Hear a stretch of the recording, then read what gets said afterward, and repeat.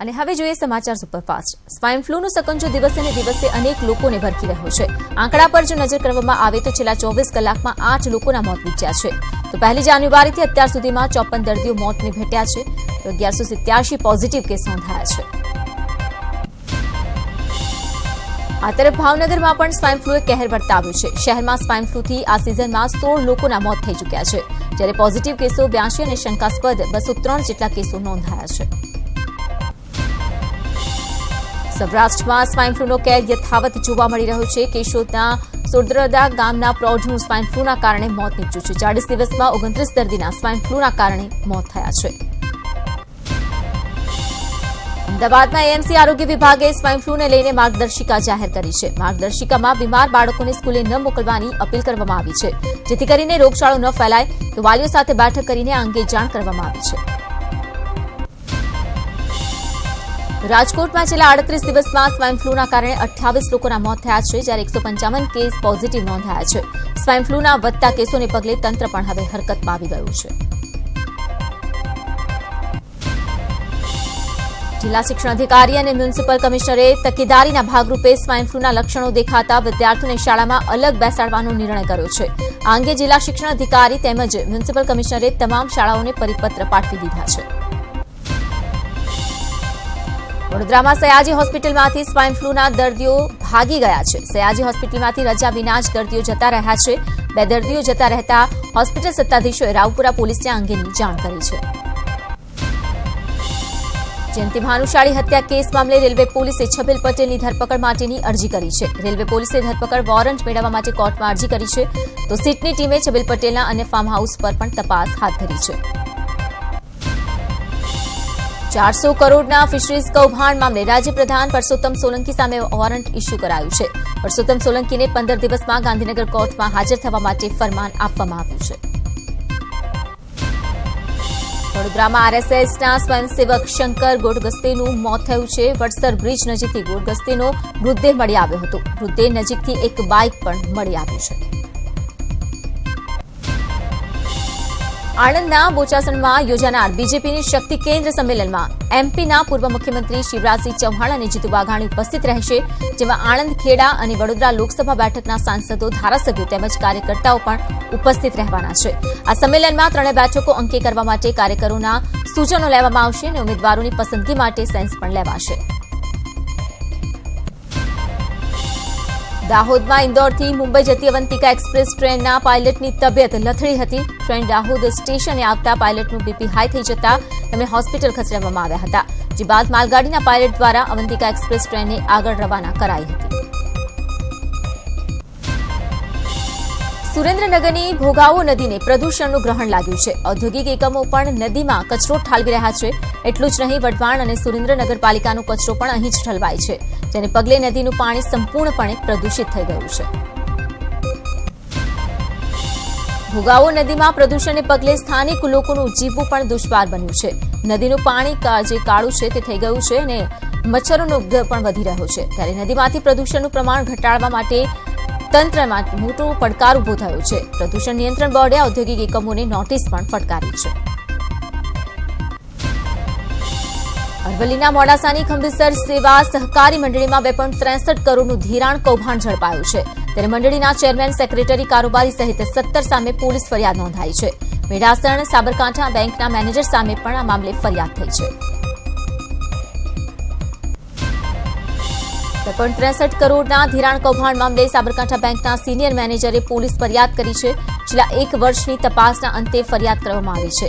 તો મૃતક લોકો વિદેશ રહેતા લોકો અને ખેડૂતોના નામે બારોબાર ધિરાણ ઉપાડી લેવાયું હતું।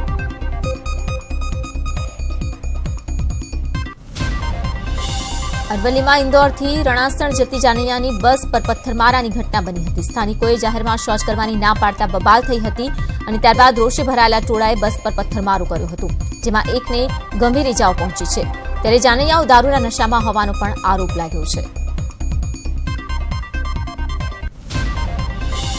પાટણના સાંતલપુર નજીક કેનાલમાં 15 ફૂટનું ગાબડું પડ્યું છે। વધુ એકવાર હજારો લાખો લીટર પાણીનો વેડફાટ થયો છે।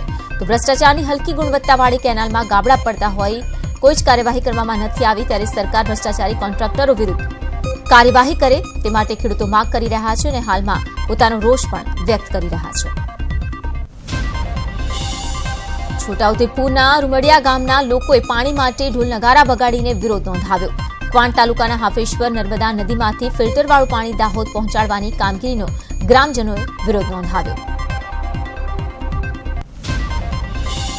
રૂમડિયા ગામમાં લાઈન નાખવાની કામગીરી પહોંચતા જ ગ્રામજનો ગુસ્સે ભરાઈ ગયા હતા. તેમનો ગુસ્સો આસમાને પહોંચી ગયો હતો અને તેમનું કહેવું છે કે છેલ્લા 15 મહિનાથી રૂમડિયા ગ્રામવાસીઓ પીવાના પાણીની માટે વિનંતી કરી રહ્યા છે, તરસી રહ્યા છે, પરંતુ તેમને પાણી નથી મળી રહ્યું, જેને પગલે ગ્રામજનોએ આ રીતે વિરોધ વ્યક્ત કર્યો.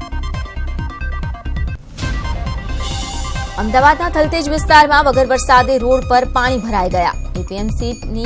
એએમસીની પાણીની પાઇપલાઇનમાં મોટા પાયે પાણી બહાર આવતા પાણી રસ્તા પર ફરી પડતા ભાવિન વિદ્યાવિહાર બહાર તળાવના દ્રશ્યો જાણે કે સર્જાઈ ગયા, જેના કારણે વિદ્યાર્થીઓ સહિત લોકોને ભારે મુશ્કેલીનો સામનો કરવો પડ્યો. વલસાડના ઉમરગામ સંજાણ નજીક રેલ દુર્ઘટના ટળતા મોટી જાનહાનિ થતા રહી ગઈ. રેલવે ટ્રેક પર 4 ઇંચ જેટલી તિરાડ પડતા રેલવે કર્મચારીની સતર્કતાથી દુર્ઘટના ટાળી શકાઈ. અમદાવાદ મુંબઈ ટ્રેનના જોઈન્ટ નજીક ટ્રેકમાં તિરાડ પડેલી રેલવે કર્મચારીનું ધ્યાને જતા તુરંત જ ટ્રેનને રોકી દેવાઈ હતી અને ઘટનાની જાણ રેલવે તંત્રને પણ કરવામાં આવી હતી કે તાબડતોડ રેલ વિભાગ દ્વારા યુદ્ધના ધોરણે રિપેરિંગ કરીને રેલ વ્યવહારને ફરી એકવાર યથાવત કરવાના પ્રયાસો હાથ ધરાયા. સુરતના તાતીથૈયા ગામે ટેન્કરમાંથી કેમિકલ કાઢતા 3 લોકોના શ્વાસ રૂંધાયા હતા. ટેન્કર ખાલી કરાવતા સમયે કેમિકલની દુર્ગંધથી 2 વ્યક્તિઓના મોત નીપજ્યા છે. તો 2 વ્યક્તિઓ જે છે તે મૃત હાલતમાં મળી આવી હતી. ત્યાં બીજી તરફ એક વ્યક્તિને ગંભીર હાલતમાં સારવાર માટે ખસેડાયો છે. ઘટના દરમિયાન પોલીસ પેટ્રોલિંગમાં હતી, જેથી તાત્કાલિક ઘટના સ્થળે પહોંચી હતી અને સમગ્ર ઘટના સામે આવી હતી. અમદાવાદના સોલા વિસ્તારમાંથી પકડાયેલા કોલ સેન્ટર મામલે પોલીસે મુખ્ય 2 આરોપીઓની ધરપકડ કરી છે. બુધવારે મોડી રાત્રે પોલીસે થલતેજ વિસ્તારમાં ચાલતા કોલ સેન્ટર પર દરોડા પાડીને 21 આરોપીઓને ઝડપીને લાખોનો મુદ્દામાલ પણ જપ્ત કર્યો હતો. જેતપુર તાલુકાના અમરાપર ગામે આવેલ ભગીરથ સ્ટોન ક્રશરના માલિક પર અઠવાડિયા પૂર્વે આરોપીઓએ ફાયરિંગ કરી તલવાર વડે હુમલો કર્યો હતો. જે મામલે ઘણા સમયથી નાસ્તા ફરતા આરોપીઓ પોલીસને નથી. જોકે વાહન ચેકિંગ દરમિયાન અચાનક પોલીસને તમંચો અને તલવાર સાથે આરોપીઓ મળી આવ્યા હતા. બનાસકાંઠામાં અમીરગઢ પોલીસની ખાનગી ગાડી લઈને બુટલેગરો ફરાર થઈ ગયા. પોલીસ દારૂ ભરેલી કારમાં તપાસ કરી રહી હતી ત્યારે આ સમગ્ર ઘટના બની હતી. બુટલેગરો પોલીસ કર્મીઓની આંખમાં જ્વલનશીલ સ્પ્રે મારીને દારૂ ભરેલી ગાડી મૂકી અને પોલીસની ખાનગી ગાડી લઈને ત્યાંથી ફરાર થઈ ગયા. મહેસાણામાં ફરસાણની દુકાનમાં કામ કરતા એક કામદારે અન્ય કામદારની હત્યા કરી ફરાર થઈ ગયો.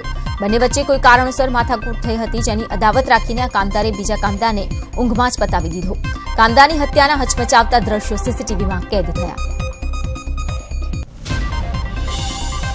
સૂઈ ગયેલા કામદાર પર બીજો કામદાર ગેસની બોટલ માથામાં મારે છે. સૂતેલો કામદાર કંઈ સમજે પહેલા જ ભાન ભૂલેલો કામદાર ગેસની બોટલથી ફરી તેના માથામાં વાર કરે છે. આમ તે 2 નહીં 3 નહીં પણ 4 વાર તેના માથામાં ગેસની બોટલ ફટકારીને તેને મોતની ઘાટ ઉતારી દે છે. સુરતના ચોક બજાર વિસ્તારમાં સૂટબૂટમાં ચોરી કરવા આવેલા ચોર સીસીટીવીમાં કેદ થયા છે. જોકે લોકો જાણી જતા ચોર ચોરી કરતા પહેલા જ ફરાર થઈ ગયો. મોડાસાના બામણવાડમાં એક સાથે 5 સ્થળો પર 5 જગ્યાઓ પર ચોરીની ઘટના બની. એક રાતમાં 3 મકાન અને 2 દુકાનમાં ચોરી થઈ. દુકાનોમાંથી તસ્કરો નમકીનના પડીકા પણ ચોરી ગયા. ત્યારે આર્મી જવાનના ઘરમાં પણ તસ્કરોએ હાથફેરો કર્યો હતો. તો ઠંડીના કહેર વચ્ચે ચોરીનું પ્રમાણ વધ્યું છે, ત્યારે આ સમગ્ર મામલે પોલીસે વધુ તપાસ હાથ ધરી છે.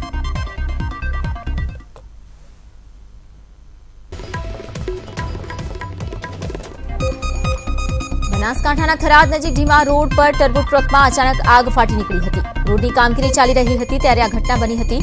ટર્બો ટ્રકમાંથી કપચી ખાલી કરવામાં આવી રહી હતી ત્યારે અચાનક વીજવાર અડી જતા આગ લાગી હતી. જોકે બાદમાં ફાયર વિભાગે ઘટના સ્થળ પર પહોંચીને આગ પર કાબુ મેળવ્યો હતો. જૂનાગઢના માળિયાહાટીના વ્રજમી ડેમમાંથી મગર મેદાનમાં આવી જતા લોકોમાં ગભરાટનો માહોલ જોવા મળી રહ્યો છે. પાણીની સપાટી ઓછી થતા 10 જેટલા મહાકાય મગરો ખુલ્લા મેદાનમાં આવી ચડ્યા છે, જેને જોવા માટે લોકોના ટોળા ઉમટી પડ્યા. જોકે આ મામલે વન વિભાગને પણ જાણ કરી દેવાઈ છે. એશિયાટિક સિંહ સંવર્ધન માટે કેન્દ્રએ નવો પ્રોજેક્ટ લોન્ચ કર્યો છે, જેમાં કેન્દ્ર અને રાજ્ય સરકાર મળીને આ પ્રોજેક્ટ પર કામ કરશે. 3 વર્ષ સુધી સિંહ સંવર્ધન પ્રોજેક્ટ ચાલશે, જેના માટે 98 કરોડ કેન્દ્ર તરફથી ફાળવવામાં આવ્યા છે, જે અંતર્ગત ગુજરાત સરકારને પ્રથમ ઇન્સ્ટોલમેન્ટના નાણાં આપી દેવાયા છે. 2 દિવસ થોડી રાહત બાદ ફરી એકવાર ઠંડીએ પોતાનો ઠાઠ બતાવ્યો છે. છેલ્લા 2 દિવસથી ઉત્તર ભારતમાંથી ઠંડા પવનોનું જોર વધ્યું છે અને આજે પણ રાજ્યમાં ઠંડા પવનો ફૂંકાવાની હવામાન વિભાગે આગાહી વ્યક્ત કરી હતી. તાપમાનની જો વાત કરીએ તો 6 ડિગ્રી તાપમાન સાથે ડીસા રાજ્યનું સૌથી ઠંડુ શહેર નોંધાયું છે. તો નલિયામાં 7.4 ડિગ્રી તાપમાન રહ્યું, ગાંધીનગરમાં 8.5, સુરેન્દ્રનગરમાં 9 ડિગ્રી, અમદાવાદમાં 9.4, મહુવામાં 9.9, રાજકોટમાં 10 ડિગ્રી, દીવમાં 10.5, ભુજમાં 11.4 ડિગ્રી, જ્યારે કે વલસાડમાં 11.6 ડિગ્રી તાપમાન નોંધાયું છે. છેલ્લા 2 દિવસથી રાજ્યમાં કોલ્ડવેવની અસર છે, ત્યારે અમદાવાદના કાંકરિયા ઝૂમાં પ્રાણીઓ અને પશુ પક્ષીઓ માટે ઠંડીથી રક્ષણ આપવા માટે ઝૂ સંચાલકોએ વિશેષ વ્યવસ્થા ઉભી કરી છે. સિંહ જેવા પ્રાણીને ઠંડીથી રક્ષણ આપવા માટે તેના પિંજરામાં સૂકું ઘાસ બિછાવવામાં આવ્યું છે. પક્ષીઓને સાપના પિંજરામાં બલ્બ લગાવવામાં આવ્યા છે, જેથી તેમના પિંજરામાં ગરમાવો રહે અને તેમને ઠંડીમાંથી આંશિક રાહત મળી રહે. મહત્વનું છે કે કાંકરિયા ઝૂમાં પહેલીવાર 1990માં આ પ્રકારની વ્યવસ્થા કરાઈ હતી, જેને પગલે અને ઝૂના સંચાલકોએ પણ આ પ્રકારની વ્યવસ્થા વિકસાવી. ભિવંડીમાં ટેક્સટાઇલ વેપારીના આખા પરિવારે દીક્ષા લીધી છે. સુરતમાં આજે સુરતમાં દીક્ષા સમારોહ યોજવામાં આવ્યો હતો. સૌપ્રથમ વેપારીની પત્નીએ દીક્ષા લેવાની વાત કરી હતી અને ત્યારબાદ પતિ, પુત્ર અને પુત્રીએ દીક્ષા લેવાની ઈચ્છા વ્યક્ત કરી હતી અને હવે આખા પરિવારે એકસાથે દીક્ષા લીધી. ખેડા જિલ્લાના નડિયાદમાં સંતરામ મંદિર સમાધિ મહોત્સવ કાર્યક્રમ આયોજિત કરવામાં આવ્યો છે. સંતરામ મંદિરમાં આયોજિત મોરારી બાપુની કથામાં સીએમ રૂપાણી હાજરી આપી હતી. અમદાવાદમાં શહેર ટ્રાફિક પોલીસની સાથોસાથ ટ્રાફિક વિભાગમાં કામ કરતા ટીઆરબી અને હોમગાર્ડના જવાનોનું અભિવાદન કરવામાં આવ્યું હતું અને જેમાં જે જવાનોએ સારી કામગીરી કરી હતી તે લોકોને સન્માનિત કરાયા. ટીઆરબી અને હોમગાર્ડના જવાનો આગળ વધી સારી જગ્યાએ નોકરી કરી શકે અને તેમને સારી તાલીમ મળી શકે તે માટેના પ્રયત્નો પણ પોલીસ દ્વારા કરવામાં આવશે. જમ્મુ કાશ્મીરના કુલગામ જિલ્લાના જવાહર ટનલ પાસે શુક્રવારે હિમસ્ખલનના કારણે રસ્તો બંધ થઈ ગયો હતો, જેમાં ત્યાં 10 પોલીસકર્મીઓ ફસાઈ ગયા હતા. રિપોર્ટ પ્રમાણે 7 પોલીસકર્મીની બોડી પણ મળી આવી છે, તો 3 પોલીસકર્મીઓને બહાર સુરક્ષિત રીતે કાઢવામાં આવ્યા છે.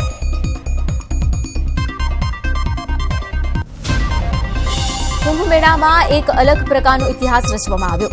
રામ મંદિર મામલાના પક્ષકાર નિમોઈ અખાડાએ 9 વિદેશી સંતોનું પટ્ટાભિષેક કરી તેમને મહામંડલેશ્વરી પદવી એનાયત કરી છે. નિમોહી અખાડા આ વિદેશી સંતો દ્વારા દુનિયામાં હિન્દુ ધર્મનો પ્રચાર પ્રસાર કરશે.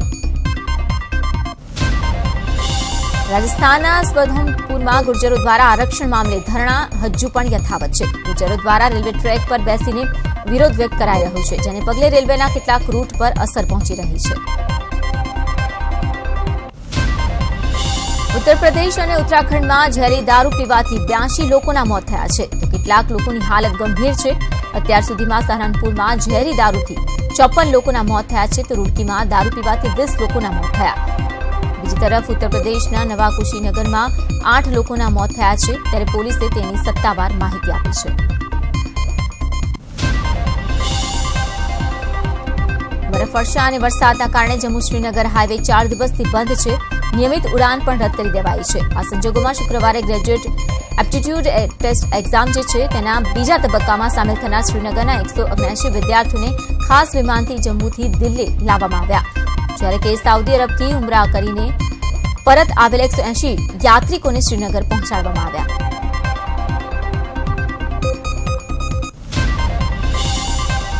બેડમિન્ટન ખેલાડી પીવી સિંધુએ ચીનની કંપની લીનિંગ સાથે 50 કરોડ રૂપિયાની ઇક્વિપમેન્ટ અને સ્પોન્સરશિપ ડીલ કરી છે. ડીલ 4 વર્ષ માટેની છે. લીનિંગની ભારતીય પાટણ કંપનીના અધિકારી મહેન્દ્ર કપૂરનું કહેવું છે કે સિંધુની સાથે આ ડીલ બેડમિન્ટનની દુનિયાની સૌથી મોટી ડીલ્સમાંની એક છે. બ્રાઝિલની જાણીતી ફ્લેમિંગો ફૂટબોલ ક્લબમાં આગ લાગવાથી 10 ખેલાડીઓના મોત થયા છે, જેમાંથી 3ની હાલત ગંભીર છે.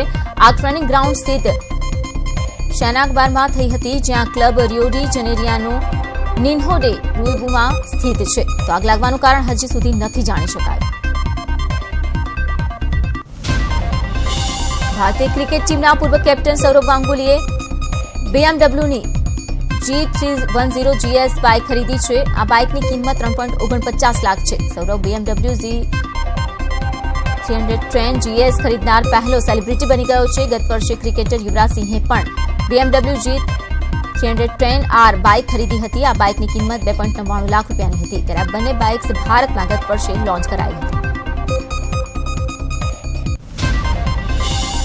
દીપા મહેતાને academy of Canadian cinema and television દ્વારા લાઇફ ટાઈમ અચીવમેન્ટ એવોર્ડથી સન્માનિત કરવામાં આવશે. ધ કેનેડિયન એકેડમીના સત્તાવાર ટ્વિટર એકાઉન્ટ પર એક પોસ્ટમાં લખવામાં આવ્યું છે કે અમને આ જાહેરાત કરતા ખુશી થાય છે કે દીપા મહેતાને લાઇફ ટાઈમ અચીવમેન્ટ પુરસ્કાર આપવામાં આવશે. મશહૂર બ્રિટિશ એક્ટર આલ્બર્ટ ફિનીનું 82 વર્ષની ઉંમરે નિધન થયું છે. કિડની કેન્સરથી પીડિત હતા. છેલ્લા 8 વર્ષથી તે બીમારી સાથે લડી રહ્યા હતા. તેમના સ્પોકપર્સને તેમના નિધનની પુષ્ટિ કરી છે. આલ્બર્ટ 60થી વધુ ફિલ્મોમાં અભિનય કરી ચૂક્યા છે. પ્રિયંકા ચોપરાનું પુતળું મેડમ તુષાદમાં મુકાયું છે. અમેરિકામાં આ મ્યુઝિયમમાં માત્ર અમિતાભ બચ્ચન અને શાહરૂખ ખાનને સ્થાન મળ્યું હતું અને હવે પ્રિયંકા ચોપરા પણ આ લિસ્ટમાં સામેલ છે. આ અંગે પ્રિયંકા ચોપરાએ ઇન્સ્ટાગ્રામ પર જણાવ્યું હતું કે હવે મેડમ તુષાદના ઓરિજિનલ લંડન મ્યુઝિયમ, સિંગાપોર અને બેંકોકમાં પણ તેનું પુતળું લાગશે.